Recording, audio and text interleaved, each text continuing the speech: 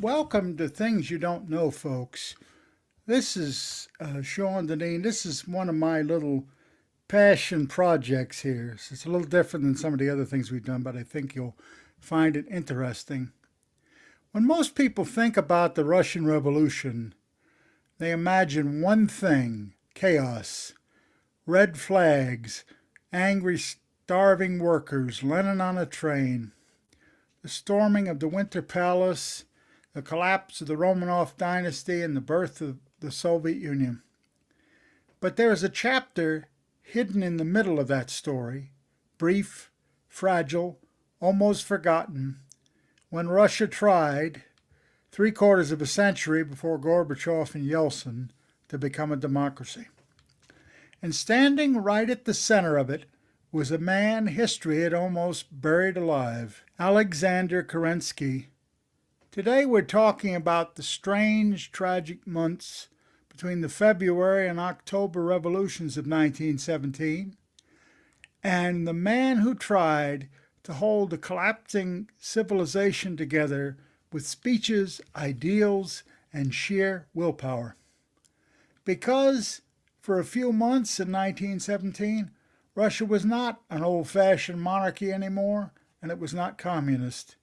It was trying desperately to become free.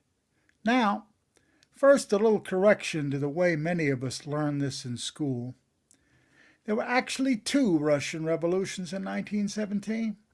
The first was the February Revolution. The second was the October Revolution. And they were not the same thing at all. The February Revolution topped the century-old Romanov monarchy of Nicholas II. The Romanov dynasty collapsed overnight after centuries of czars, autocracy, censorship, and secret police. Russia suddenly found itself without a throne. And here's the astonishing part. The people who took over after the fall of the Tsar were not Bolshevik extremists. Many were liberals, reformers, constitutionalists, moderate socialists. They talked about civil rights, freedom of speech, free elections, an independent judiciary, a constituent assembly. They wanted Russia to become something closer to Britain or France, or even the United States. And in the center of this whirlwind stood Kerensky, young, idealistic, brilliant, emotional, charismatic. He looked more like the professor who had become later than a dictator. Before the revolution, Kerensky had been a lawyer defending political dissidents against the Tsar state. He had credibility with liberals and with ordinary workers. That made him unusual in revolutionary Russia, where factions hated each other almost instinctively. He became Minister of Justice first, then Minister of War, then eventually the head of the provisional government itself. For a moment, and speaking as a historian here, I mean a genuine moment, many Russians believed democracy might actually survive. Imagine the atmosphere. Thousands of political prisoners freed from jails. Censorship ending. Newspapers are exploding everywhere. Parties ranging from the Orthodox Church to democratic socialists are organizing openly. Workers are debating politics in factories. Students are flooding meeting halls. It was noisy, chaotic, confused, and messy, but my friends, it was alive. Russia, for the first time in its history, was breathing politically. And here's something people forget. The provisional government planned elections, real elections, not fake Soviet ones decades later, where you voted for one approved candidate while pretending this was liberty. No, actual democratic elections. In fact, women gained voting rights during this period before Britain and before the United States. Civil liberties expanded dramatically. Ethnic minorities suddenly had more space than under the Tsar. The Jewish people were freed from ghettoization in the so-called Pale of Settlement. For all of its flaws, this was arguably the freest Russia had ever been. So why did it collapse? Well, because democracy is hardest precisely when a nation is exhausted, starving, and humiliated. Russia in 1917 was bleeding to death in World War I.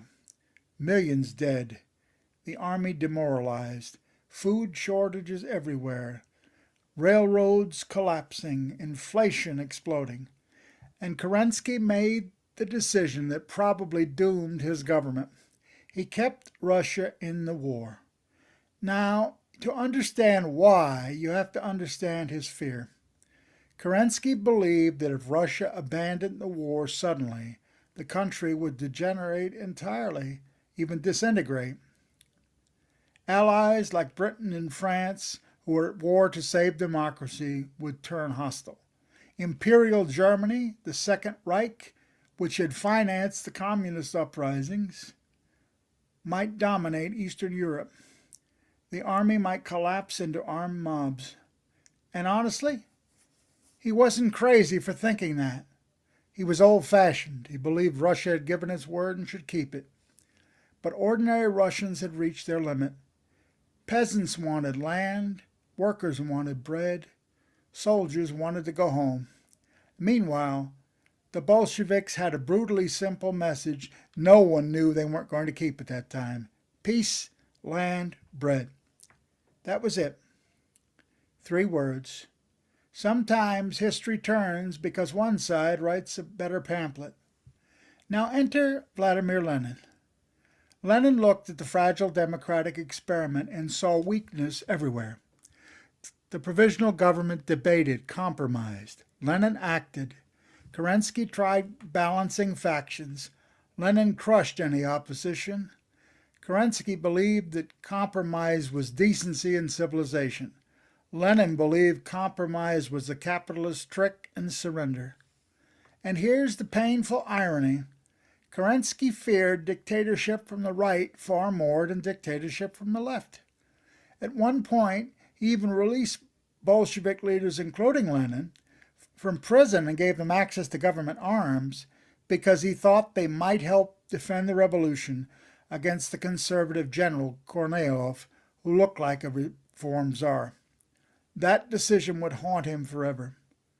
One of the great ironies in modern history, the kind that almost feels invented by a novelist, but it's true, friends, is that the family of Alexander Kerrensky once helped the future of the very man who would later destroy Kerensky's government, Vladimir Lenin. And it begins with an execution. In 1887, Lenin's older brother, Alexander Ulanov, was arrested for participating in a conspiracy to assassinate Tsar Alexander II. Now, this mattered profoundly.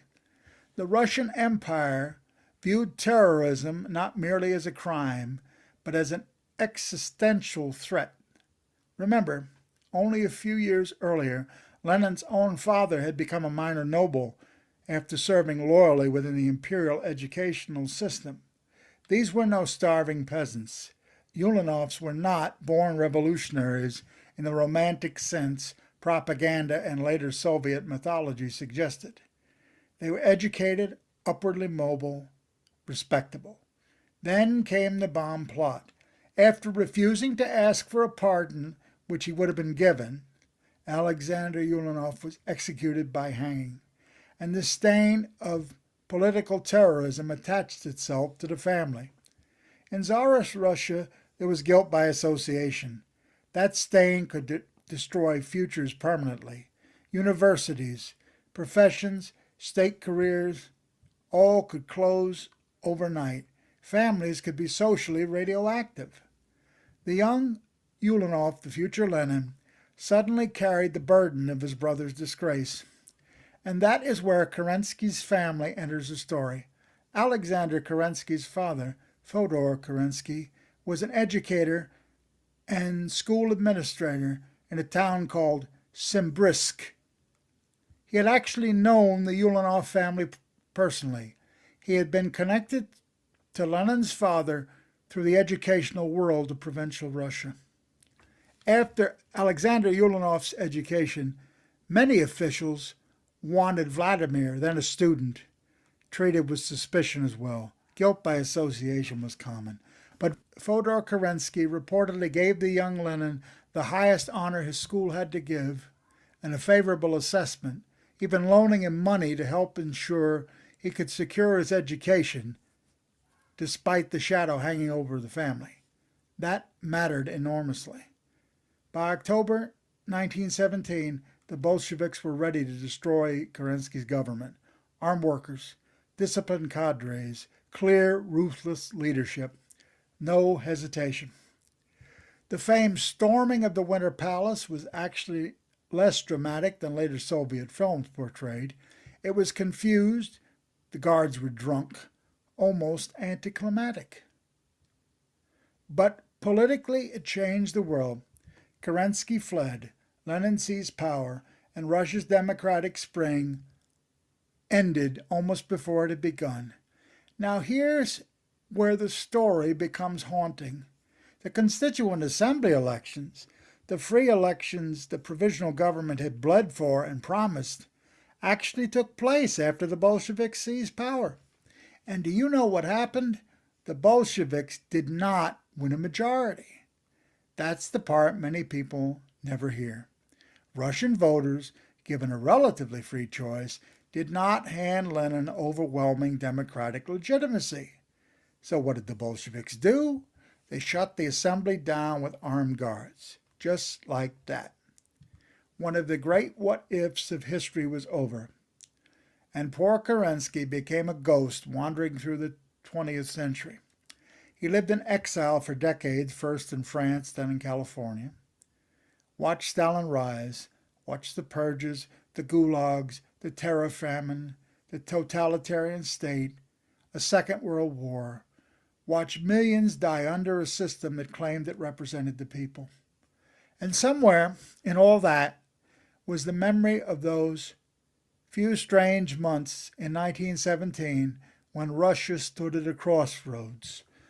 A constitutional future on one side, an absolute monarchy in the past, and a revolutionary dictatorship on the other.